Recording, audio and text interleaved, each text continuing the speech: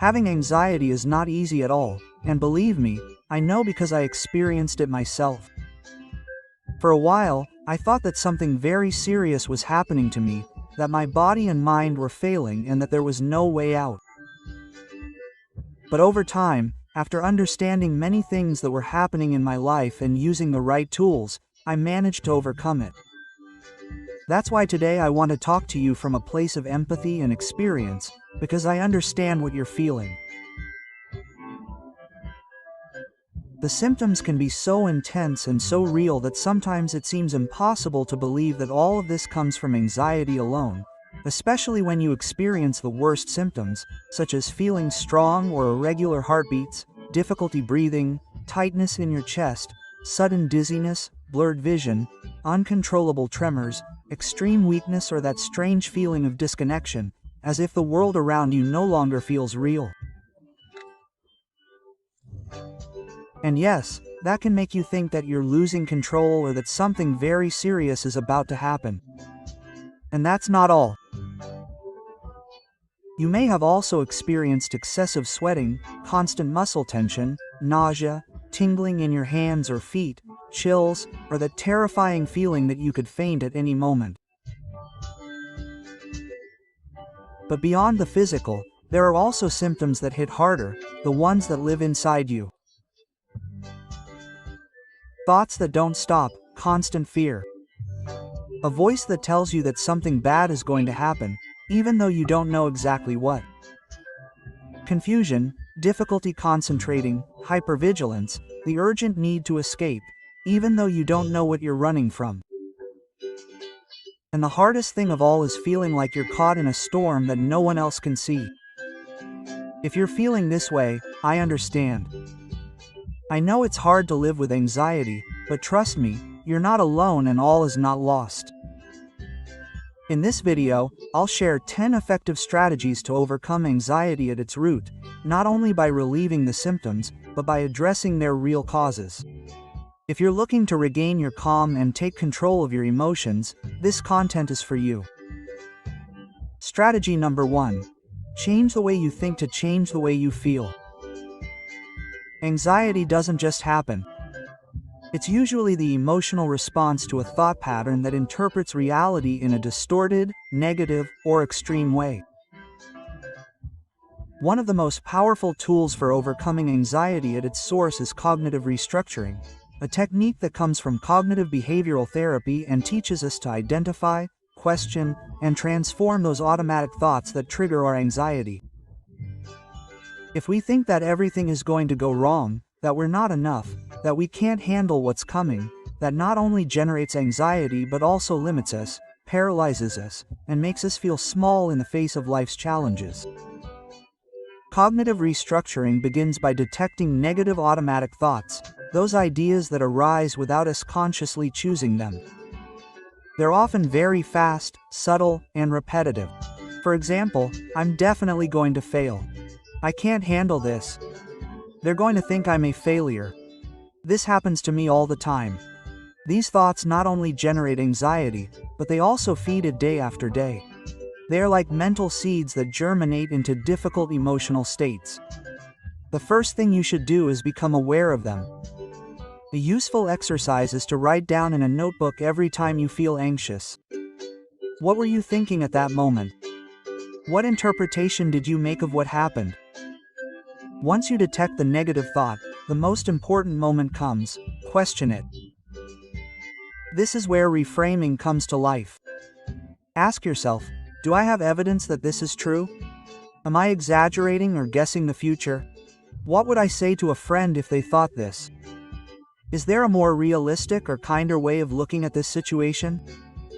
This process is not about blindly thinking positively, or repeating empty phrases like everything will be fine without believing it. It is about thinking clearly, with balance and with evidence, choosing thoughts that are true and that support you instead of paralyzing you. This process is not automatic or instantaneous. It requires daily practice like training a muscle. But over time you will begin to notice that your mind becomes more flexible, less rigid, wiser. You stop seeing the world as a hostile place and begin to give yourself permission to fail, learn, improve, and live more lightly. As you train this skill, you will see that many times your thoughts are not facts, they are just interpretations. And if you can change them, you can also change how you feel. Cognitive restructuring does not mean denying your emotions. Feeling anxiety is not wrong. What we seek is to prevent distorted thoughts from feeding it unnecessarily. When you learn to look at your thoughts from a healthy distance, you can make better choices about how to act, how to respond, and how to take care of yourself. In short, cognitive restructuring is a tool to reclaim your mental power, to stop being a victim of your mind and start becoming its leader. You can't control everything that happens to you, but you can learn to choose how to interpret it, and that in itself is an act of liberation. Strategy number 2, heal with the power of the present. One of the main drivers of anxiety is the mind constantly traveling to the future. What if this happens? What if I can't handle that? What if everything goes wrong? The anxious mind lives projecting itself forward, trying to control the uncontrollable, anticipating dangers, imagining scenarios that do not yet exist and that will probably never happen. But there is something important that you should know. The body can only live in the present. Mental suffering begins when the mind disconnects from the body and goes to the future or the past.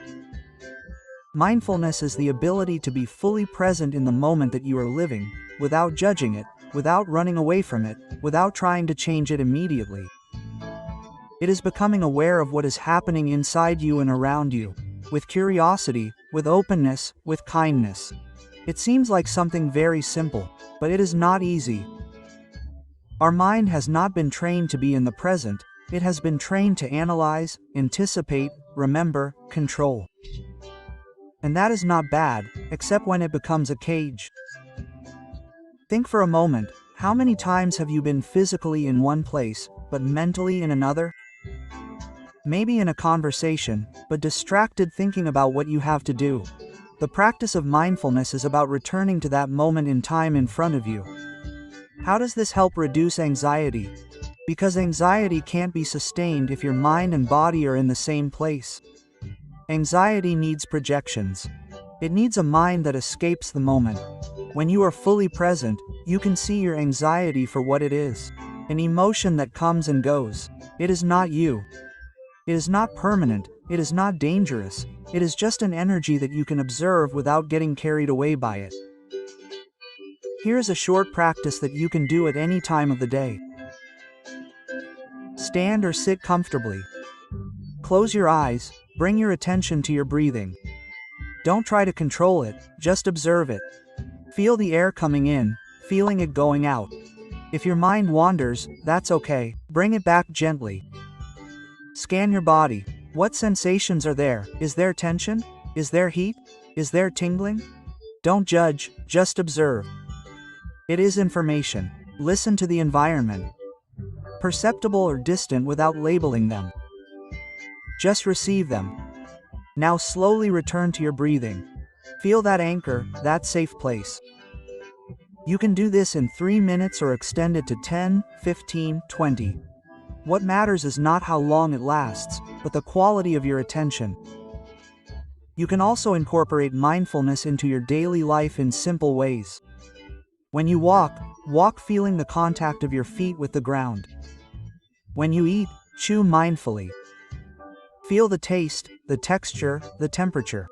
When you talk to someone, truly listen to them, without thinking about what you are going to say in response. When you shower, feel the water on your skin, the smell of the soap, the heat.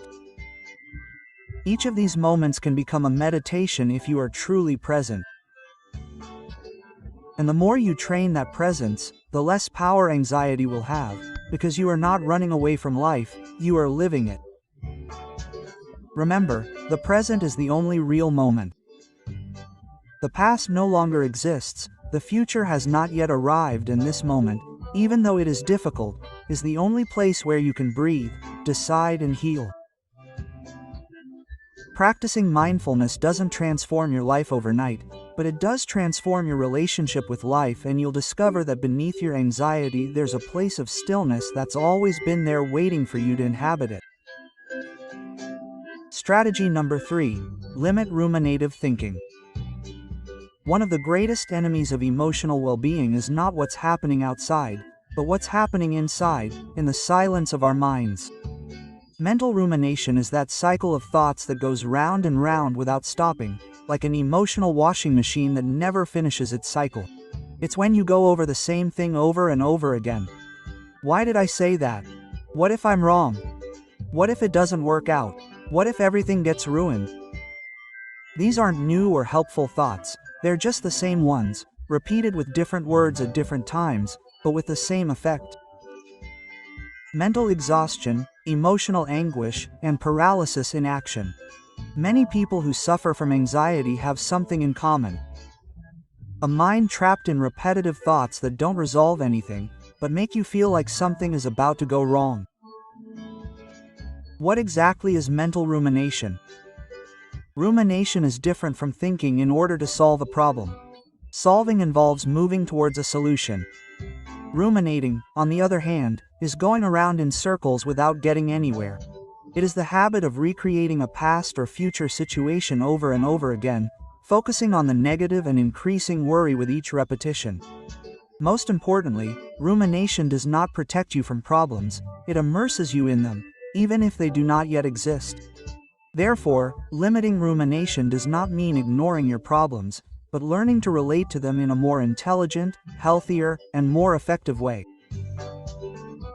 Here are some practical tools that you can apply every day.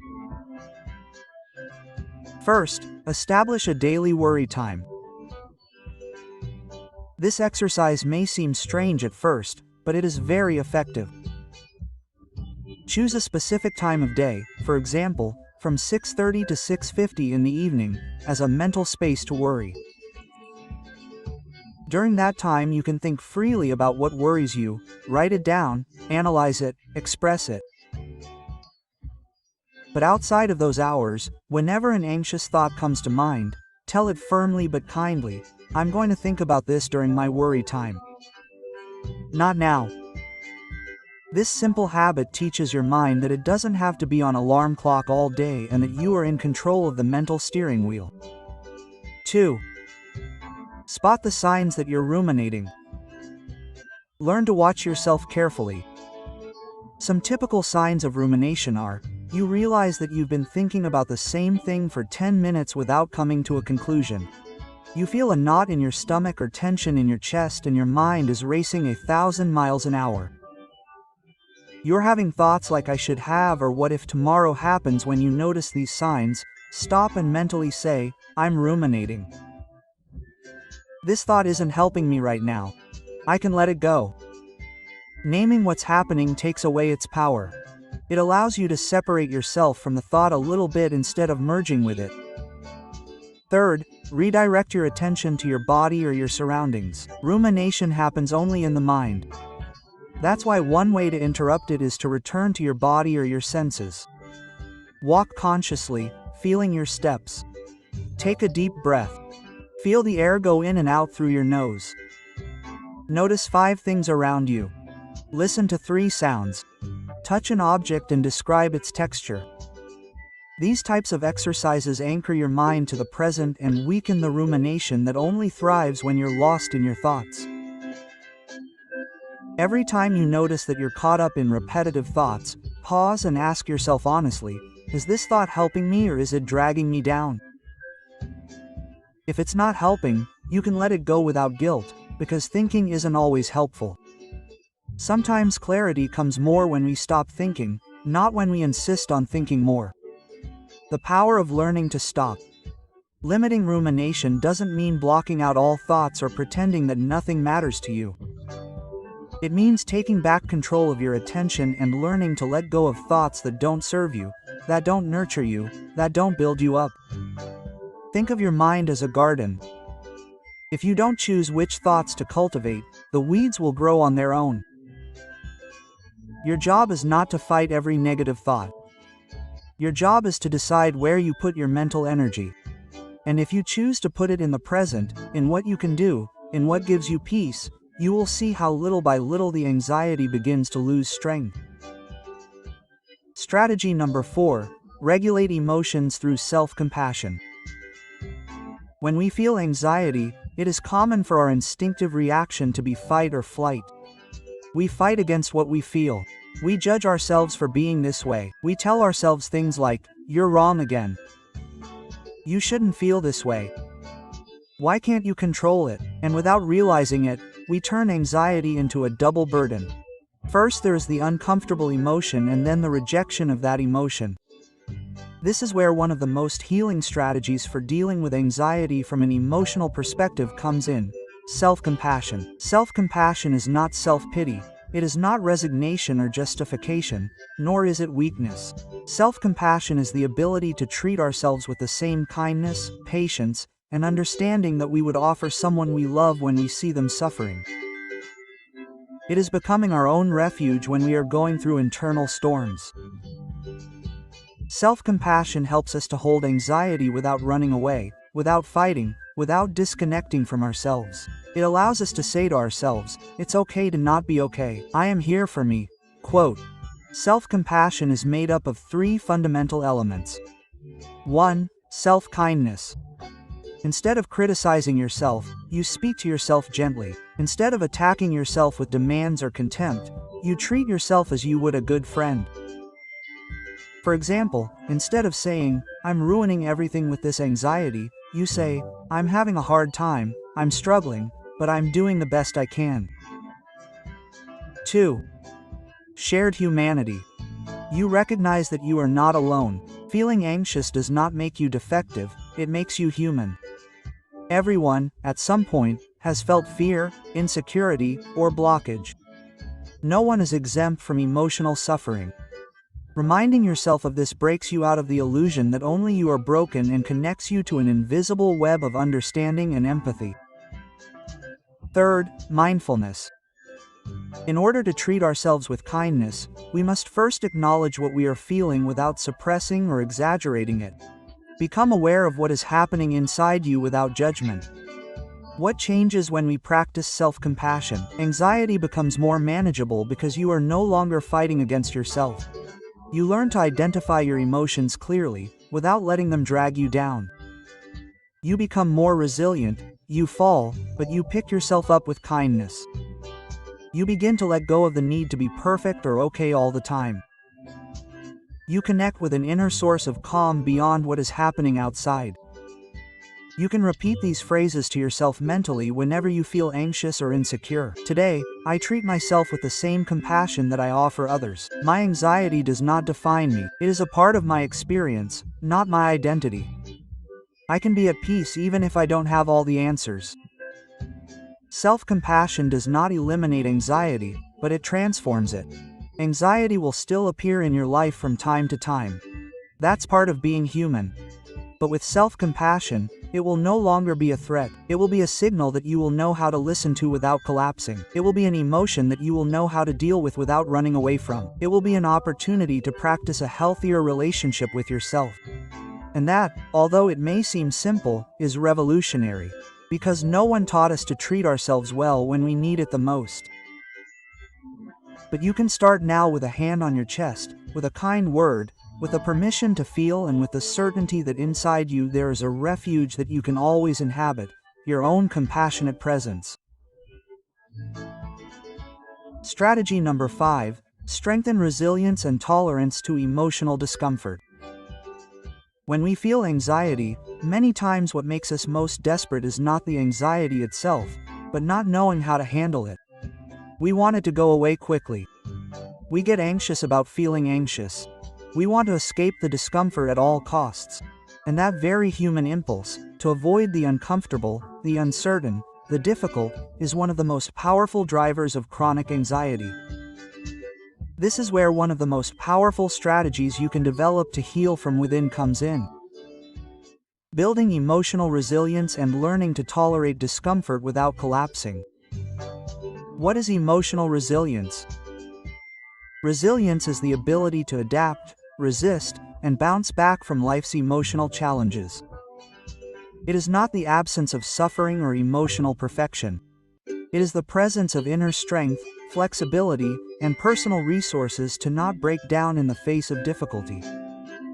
It is that inner voice that tells you, "This is hard, but I can get through it. I feel bad, but I am not going to give up. This will pass as it has before." Anxiety is often fueled by the rejection of discomfort. We find it hard to be silent, to be still, to feel intense emotions. We want immediate solutions, quick answers, total relief. But real life does not work that way. Learning to tolerate discomfort without running away, without fighting, without collapsing is like training a muscle. It is hard at first, but with practice it grows. This does not mean conforming or resigning. It means cultivating a mind and heart that can be present, even when life doesn't feel comfortable. When you feel anxious, scared, sad, or frustrated, don't rush to escape or find a solution. Stop, breathe, observe, and mentally say, "This is uncomfortable, but I can hold it for a few more seconds."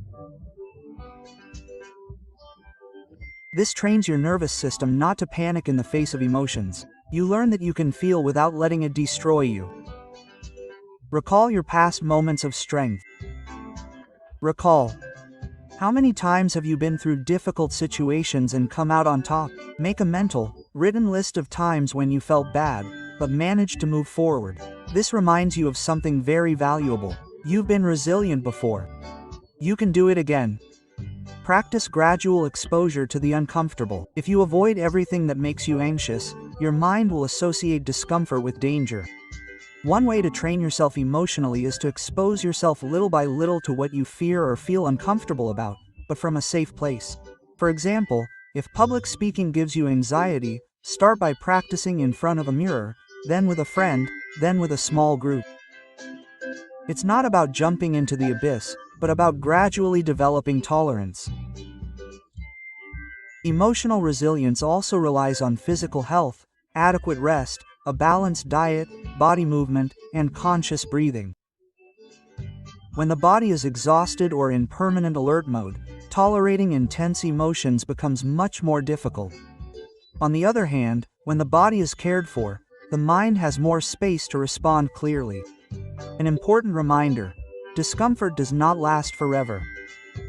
Many times, when we are in the midst of anxiety, we feel like it will never end. But the truth is that no emotion lasts forever. They all have a beginning, a middle, and an end. What prolongs them is the internal struggle against them. Resilience is not about eliminating discomfort. It is about creating a new relationship with it, wiser, more patient, more compassionate. It is knowing that you can weather the storm without letting it drag you down. Anxiety is not overcome simply by understanding what is happening to you. It is overcome by training your ability to feel, endure, and move through the difficult moments without giving up, day by day. Every time you choose to stay with yourself in the midst of discomfort, you are strengthening your resilience. Every time you breathe instead of reacting, you grow. Every time you hold on instead of listening, you heal. And that, even though no one sees it, is a profound act of courage. Strategy number 6. Identify and transform distorted thoughts. Anxiety does not arise solely from what is happening around you, but above all from what you tell yourself about what is happening. Your thoughts have a direct impact on your emotions, and if those thoughts are negative, catastrophic, or unrealistic, they feed a mental state of constant alarm, danger, and insecurity.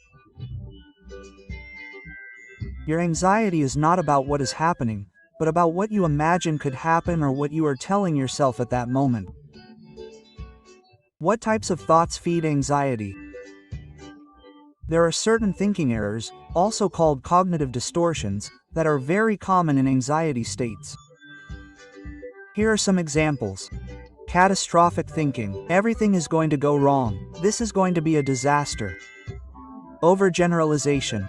This always happens to me. I can never do it. These thoughts seem real, but they are not facts. They are automatic interpretations that increase discomfort. Every time you feel anxious, stop for a moment and ask yourself, what am I telling myself right now? They can be short phrases or vague sensations. Write them down if you can. For example, I am going to do badly in the interview. I am not going to be able to handle this. This is unbearable. Identify the distortion. Recognize if this thought fits into any of the common distortions we mentioned. This helps you understand that you are not seeing reality, but a version skewed by fear. For example, I am going to do badly. Catastrophic thinking. I can never handle these things. Overgeneralization. They are upset with me. Mind reading. Third, question it with logic and compassion. Ask yourself questions that challenge the truth of the thought. Some good questions are, what real evidence do I have that this will happen? Am I interpreting without evidence? What would I tell a friend if they thought this? Is this thought helpful or harmful? The key is not to deny what you're feeling, but to make room to see other, more objective possibilities. Fourth, replace the thought with a more realistic one. Once you've challenged the distorted thought, reframe it into a more balanced, kind, and fact-based version. Example, original thought, I'm going to screw this up. Reframe thought, I'm nervous because I care, but I have tools and I've prepared myself. I can do my best. This doesn't erase the anxiety, but it does reduce it by bringing a sense of greater control and perspective. 5. Repeat this process as often as needed.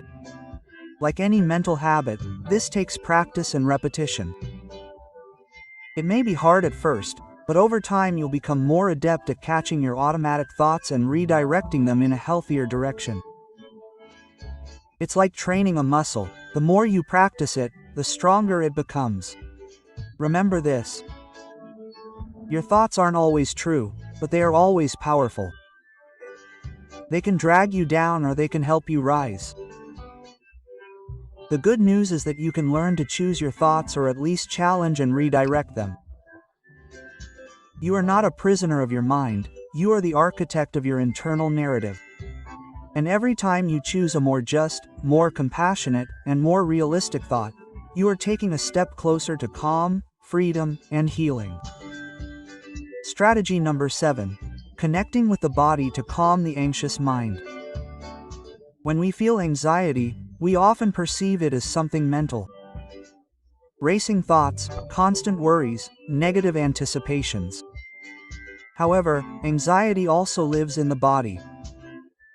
It manifests as a rapid heartbeat, knots in the stomach, tightness in the chest, muscle tension, shortness of breath, dizziness, or a feeling of depersonalization.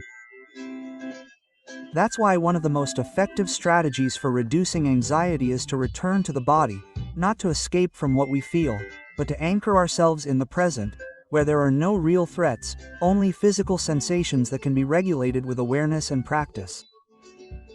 Why does connecting with the body help calm the mind? The anxious mind lives in the future.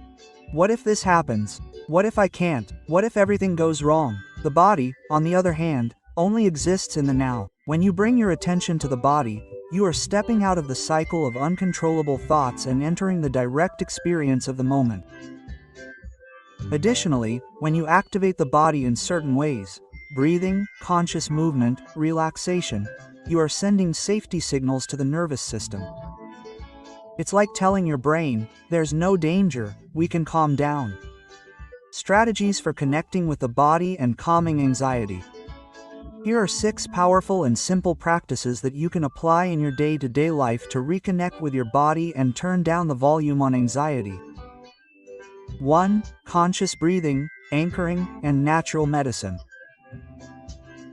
Breathing is the most direct and accessible way to regulate your nervous system. When you're anxious, your breathing becomes shallow and rapid. By slowing it down, deepening it, and being mindful, you deactivate your internal alarm system. 1-minute exercise. Inhale through your nose for 4 counts. Hold for 2 seconds. Exhale through your mouth for 6 counts. Repeat at least 5 times.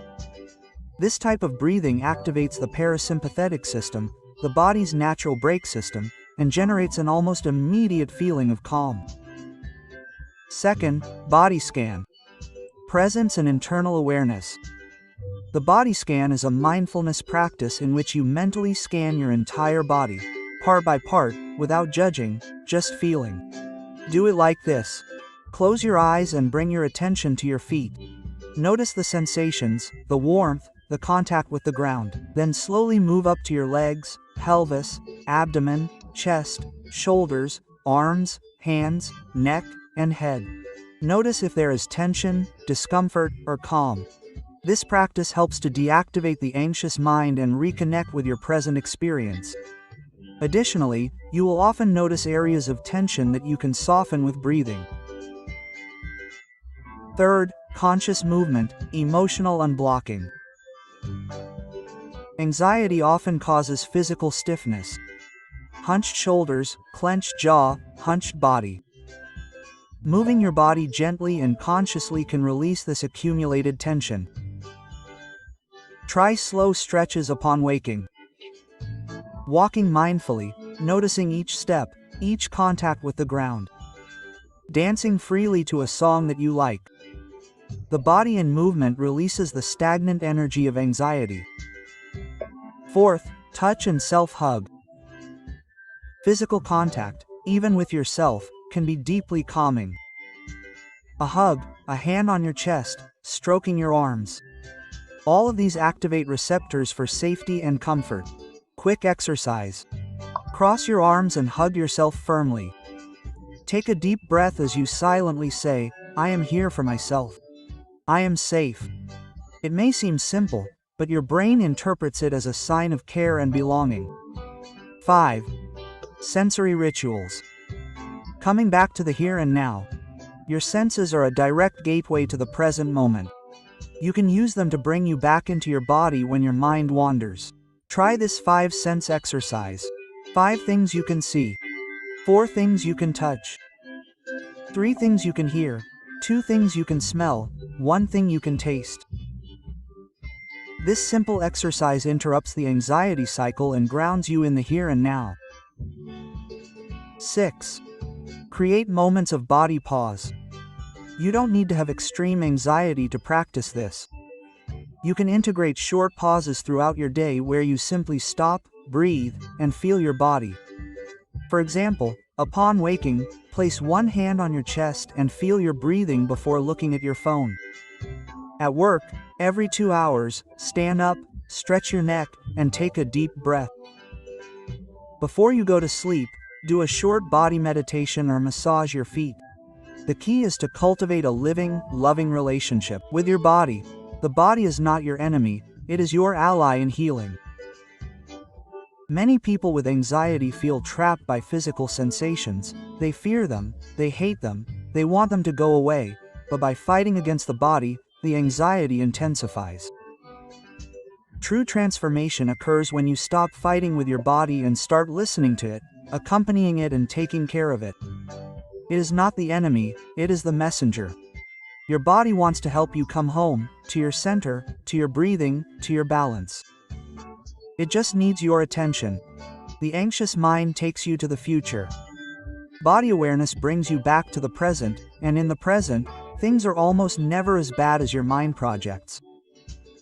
Every time you choose to breathe, to move, to feel and listen to your body, you are retraining your nervous system.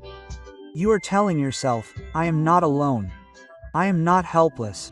I have a body that supports me and can calm me. Your body is not an obstacle to your healing, it is the bridge to it. Strategy number 8, stop fighting with yourself.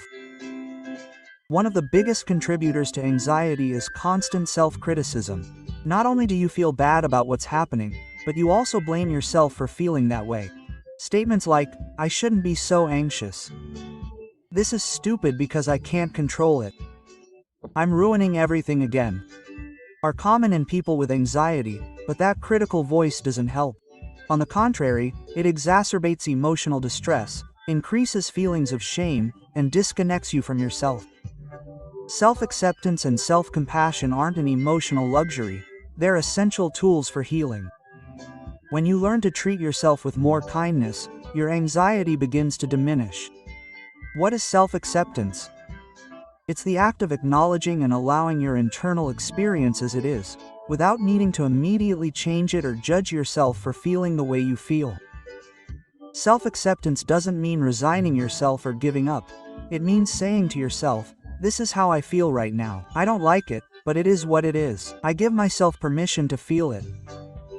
Acceptance is not the same as agreement. It's letting go of your mental resistance to what's already happening inside you.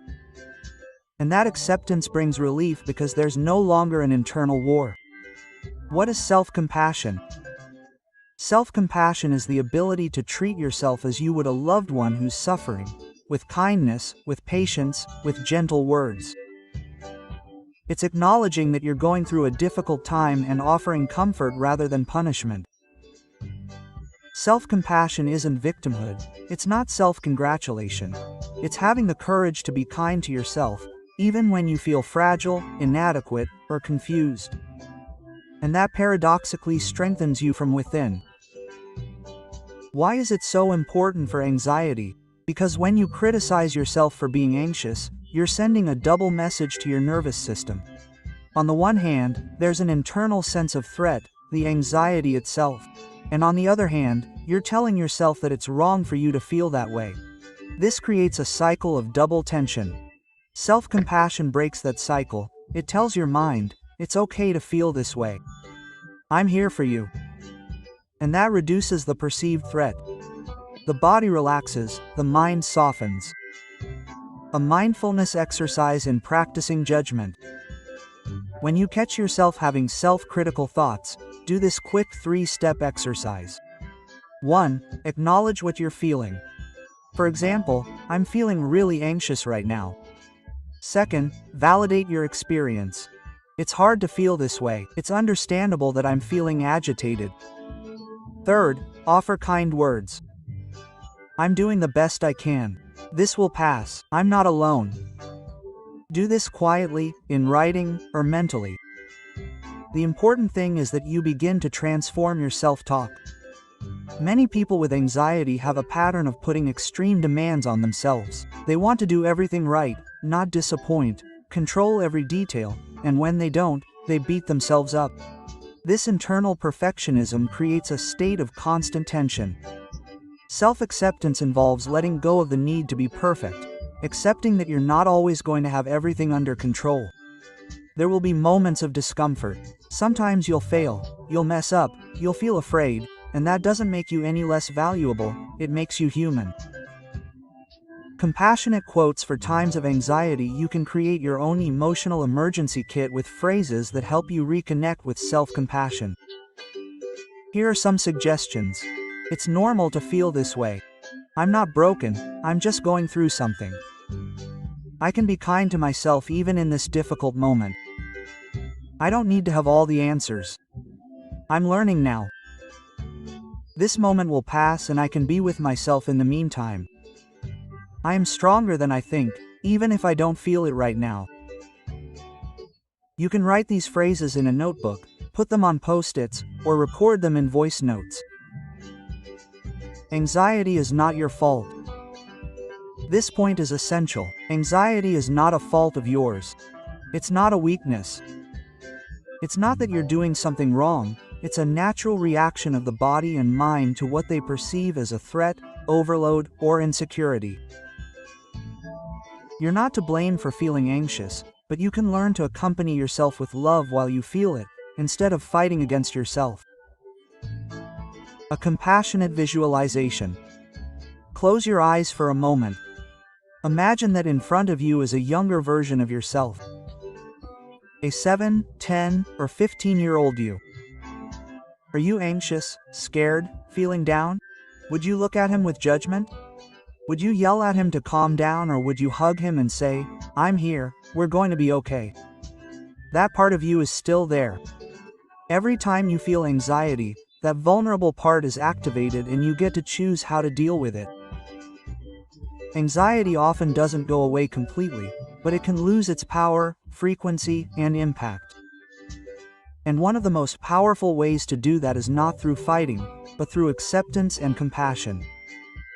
Because when you stop fighting with yourself, something inside you calms down, and from that place you can face whatever comes with more clarity, confidence, and kindness.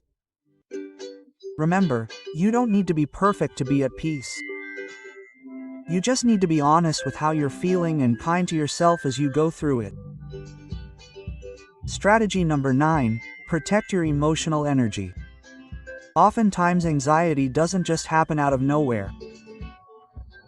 It comes from a life of saying yes when you want to say no, taking on more than you can handle, trying to please everyone, being overcommitted, and not giving yourself space to breathe.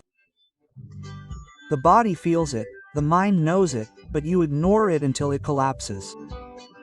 This is where healthy boundaries come in, that powerful tool that protects your emotional well-being and significantly reduces anxiety. What are boundaries? And why are they so important? A boundary is a decision you make to protect your peace, your time, your energy, and your mental health. Setting boundaries is not selfishness, it is self-care. In other words, this is the line that marks what I can and cannot tolerate, what is good for me and what is harmful. When you do not set boundaries, you feel emotionally drained, you fill up with resentment, you disconnect from yourself, and, of course, anxiety skyrockets. On the other hand, when you start setting boundaries, your body and mind begin to feel safer, more stable, and less overloaded. How do boundaries relate to anxiety? Anxiety often stems from the feeling of not being in control of your own life. If you feel compelled to do things you don't want to do, to please everyone, to be available all the time, then your nervous system goes into constant alert mode. Setting boundaries gives you back control. It reminds your mind, I'm not trapped, I have a choice, I can protect myself. And that reminder is profoundly reassuring. Common obstacles to setting boundaries. Why is it so hard to set boundaries when they're so necessary? There are many reasons, but the most common ones are fear of rejection. If I say no, they'll pull away or get angry. Guilt, I feel bad if I don't help others. Self-image, I have to be strong, capable, always available. Habit, I've always been this way. I don't know how to say no. The key is to re-educate yourself emotionally, to learn that you matter too, and that taking care of yourself is not betraying anyone, but honoring yourself. Let's look at some practical examples of boundaries that you can start implementing. 1. Time limits. Not being available, 247 for others. Setting specific hours of rest or disconnection. Avoid unnecessary commitments that drain you. For example, I can't answer work messages after 7 p.m.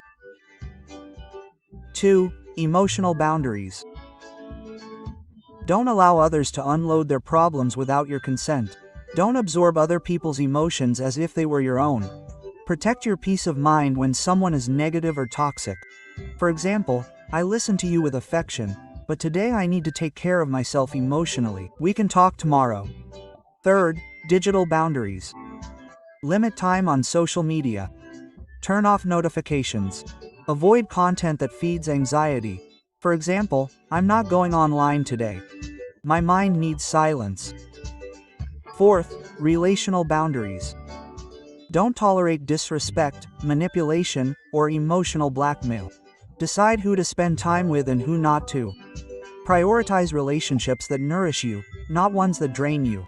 For example, I'd rather not talk about that topic right now, it's not good for me. 5. Internal boundaries with yourself. Don't overload yourself with tasks because you want to be productive all the time. Say no to self-destructive thoughts. Give yourself permission to rest without feeling guilty. For example, I'm not doing anything else today. I have done enough. Resting is also part of my healing. Phrases to start practicing your boundaries. Many people feel anxious just thinking about setting boundaries, but you can start with gentle, clear, and respectful phrases. Here are a few. Thank you for thinking of me, but I can't commit this time. I'd rather not talk about it right now. I need some space. We can talk later. I am learning to take better care of myself, and this is not doing me any good. It's nothing personal, I just need this time for myself. With practice, your voice will become more confident and your anxiety will decrease. What happens after setting a boundary? Many times after setting a boundary, a wave of emotions comes up. Guilt, doubt, insecurity, fear of conflict, it's normal. But these emotions don't mean you did something wrong, they just show that you are breaking old patterns. Take a deep breath, tell yourself, I am learning to protect myself. I am not moving away from love, I am moving closer to my well-being. Over time, the right people will respect your boundaries and the ones who don't may walk away, which is also part of the healing process. Setting boundaries isn't about rejecting others, it's about choosing yourself, honoring your needs, creating a safe emotional space where you can breathe and be yourself. And when you do that, your anxiety calms down because your body feels like there's finally someone looking out for it, you. So remember, every boundary you set respectfully is one step closer to inner peace. You're not being selfish, you're taking back your power. Strategy number 10, reconnecting with your life purpose. What happens when we live without direction? When a person experiences constant anxiety, there's often something deeper at play. Beyond the daily stresses, fears, or obsessive thoughts, there's a sense of disconnection. Disconnection from oneself, from what truly matters, from a reason to wake up each morning with some hope. We live trapped in routine, reacting to the urgent but far from the essential, and that creates a void. An emptiness, when not filled with purpose, is filled with anxiety. That's why this last strategy is so powerful. Reconnecting with your purpose, your meaning in life, your deepest values. When you find that internal compass, anxiety begins to lose its strength. What is purpose and why does it help with anxiety? It's not about a giant goal or an idealized destination like my mission in life. We're talking about something more everyday, more real. Feeling that what you do, what you live, and who you are has meaning for you.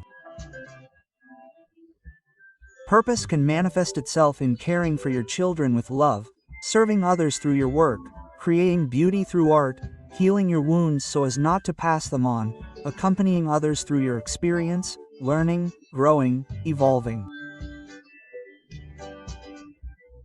When your day-to-day is aligned with a purpose, no matter how small it may seem, your mind calms down because you're no longer simply surviving, you're living with direction. Existential emptiness, a silent root of anxiety. Viktor Frankl, psychiatrist and Holocaust survivor, wrote in his work Man's Search for Meaning that many of today's emotional disorders come not only from trauma, but from the lack of meaning in life.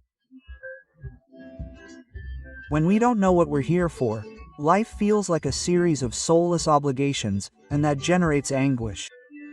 That anguish transforms into anxiety. But when we rediscover a purpose, anxiety becomes a driving force. Instead of paralyzing us, it propels us. How can we find or reconnect with our purpose? There are no single answers here, but there are paths that you can follow honestly. Here are some key steps. 1. Ask yourself what gives me life. I'm not talking about what you should do, but what truly ignites your soul. What activities make you lose track of time? What topics are you passionate about effortlessly? What moves you? Moves you? Awakens you? Your purpose lives there. 2. Look at your wounds. Many times your greatest purpose is born from your greatest pain. Someone who has suffered from anxiety can become a therapist or emotional guide. Someone who has experienced abuse can help others become empowered. Someone who has lost a loved one can accompany the grieving process. Not because pain is necessary to have meaning, but because compassion, understanding, and mission can emerge from pain. 3. Connect with your core values. Make a list of 3 to 5 values that you consider fundamental. Examples: freedom, love, honesty, justice, gratitude, service, creativity.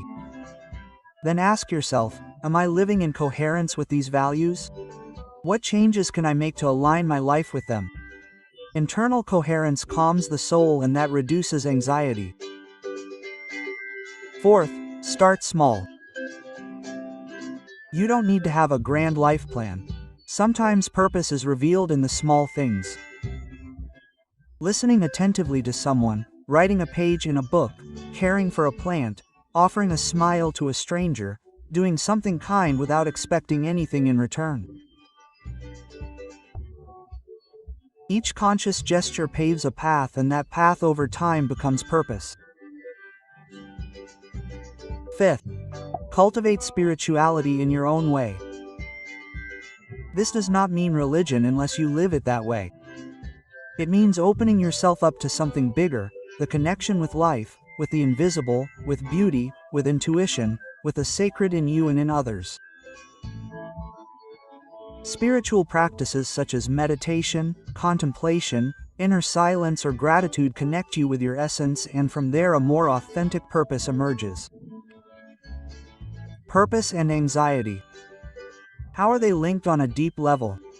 When you live without purpose, every problem feels immense.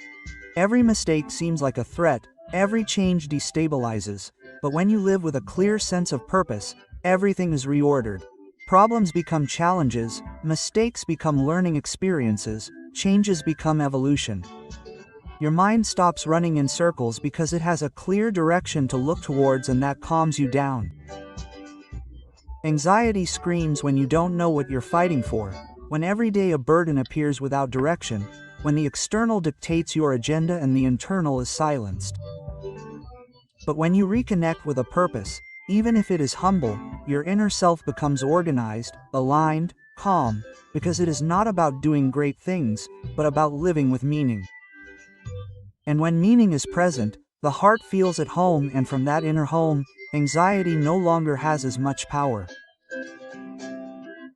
Overcoming anxiety at its root is a journey that requires patience and commitment, but with these strategies you can begin to transform your life today. Remember that taking care of your emotional well-being is an act of self-love. If you enjoyed this video, don't forget to like it, share it, and subscribe for more content on emotional well-being. See you in the next one.